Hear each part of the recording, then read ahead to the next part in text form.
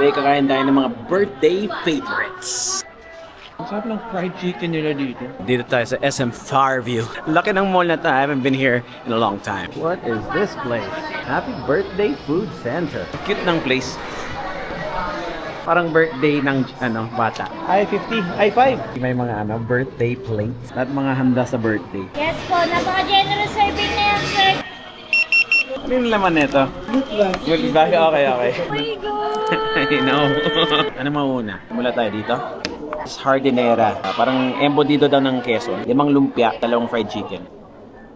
Isang embodido. I don't know if different siya sa normal na embodido.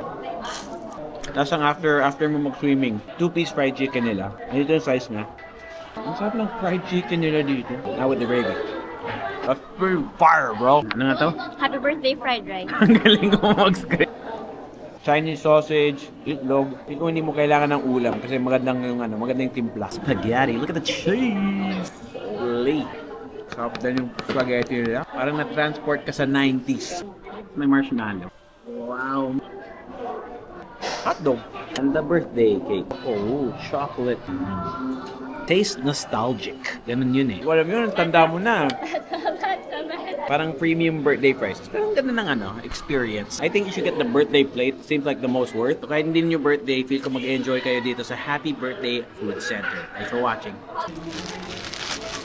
Oh.